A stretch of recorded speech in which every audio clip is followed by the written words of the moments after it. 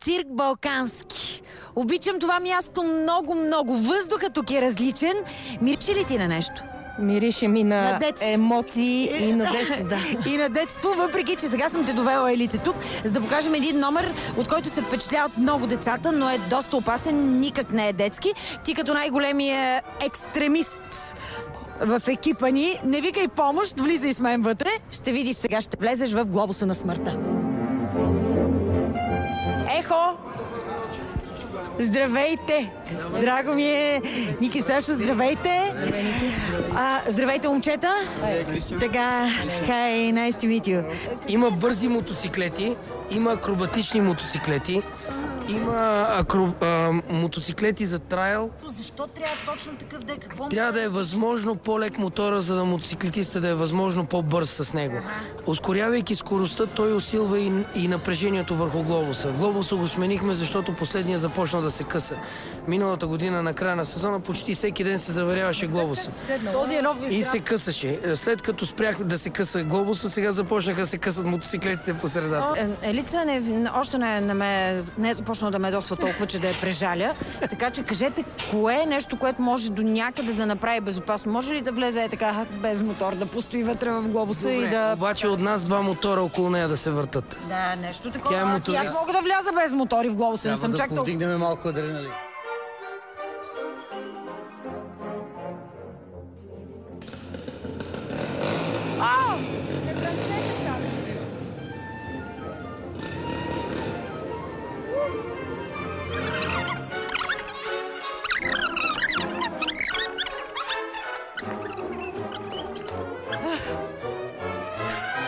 Ако спреш до средата, какво правиш?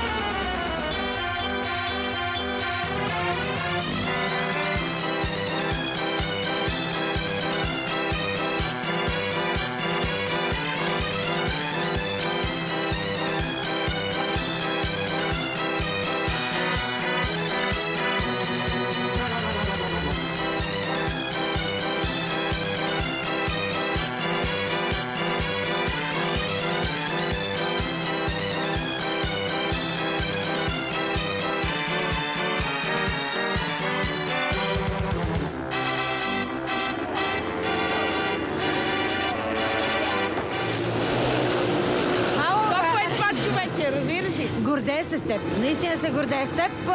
Повече нищо не искам. Пускам те. Аз се гордея. С теб обаче не искам да се гордея с тебе утре, защото ще оставя в лапите на тигъра. Аз ще отида да си покарам моя мотор, да си доживея това усещане, което преживях. Остави ме, ако не дойде утре, поеми щафетата. Айде. Благодаря ти. Ще ти представя твоята партньорка, тигрица. Това е голямо животно. Циркова артистка. Тя е сравнително малка. Не е много голяма. Защото е женска, мъжкарите са много по-едри, много по-голями. Много е красива. Това предполагам, че човекът, който се... Това е нейният дресьор. Човекът, който е отгледал, тя е израснала в него. Тя си му е като родно дете. Тук може да отворим една скоба. Тук може да отворим една скоба и да кажем, че всичките животни при него са родени при него. Те са от поколение циркови артисти. Нито едно не е хванато в дивата природа, нито едно не е... Точно така. И нито едно не е взето от който и да е зоопарк. Колко е голям, на колко години? Sada će biti 4 godine. Колко тежи? Виж веризи. Ne znam tačno, ali mislim No, oko mnogo. 150 до 170. Ако ме питаш, Тако около нещо. 270-80, Да. но да, добре. Много, наистина е много красива. Меджик, много те харесвам, принцесо. Моля те, бъди милостива или поне бърза. Но, айде, опитах се нещо да я милостивя. Меджик.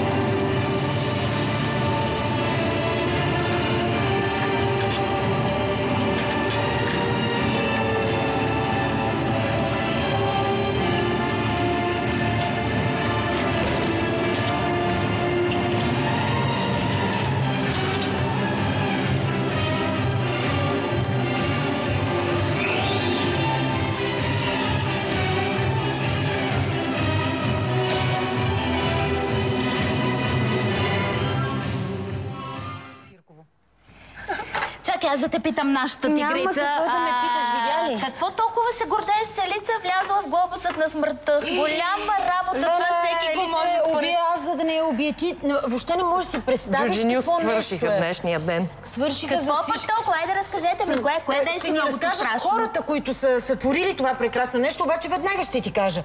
Първо, ти не си виждала такъв глобус на смъртта, дори да го е имало преди, защото сме го виждали в цирк Балкански. Този изглежда по абсолютно различен начин. Първо, той виси във въздуха, тук не можа да видиш, той е високо. Така, второ, отваря се, двете сфери на глобуса стават две половини. Самия ужас, Елица Милата, аз се възхищавам, аз се качих едва боса догоре, изобщо не изглежда на камера толкова зрелищно, впечатляващо, колкото е там. Не, Елица, моля се, махни от тук, защото не искам да тази тигрица много съм и обидена. Тъмън си чудех вече как ще се отърва от тебе и си представях, нали, разни хубави неща. И тя не те изяде. Боже! Утре нямаш Джуджи. И аз няма да Не само погледни. Слушай сега внимателно и ще разбереш кое е толкова. Не, махни се, ще слушаш от хората, които могат да разказват с години за Елица. Няма ли да кажеш нещо, какво се гледаш? Искам да кажа, фона на всичкото това, фона музиката, която бяха пуснали, изглежда много забавно, нали, така, не е толкова впечатляващо, но истината е, че когато я видиш тая огромна сфера пред тебе и тая платформа, по която се качих с мотора, която няма никакви парапети отстрани и самия психически така бариерата, която се получи пред мен е от това, че мога да падна наистина от 3 метра височина и да си щупа поне нещо, да. Въобще не. Това, което се пресъздава като, нали, ефект в момента, не е това, което е истинското усещане. Цялата вибрация, която усещаш под краката ти, шума от двигателите на моторите около тебе, това е нещото, което ти възбужда сетивата и адреналинът и се покачва максимално. Не, че не се... Това не е киноцирка, затова е цирк. Трябва да си там, за да усетиш цялото вълнение, цялата емоция. Бягайте сега, защото има хора, които могат все пак да ни пресъздадат част от тази емоция.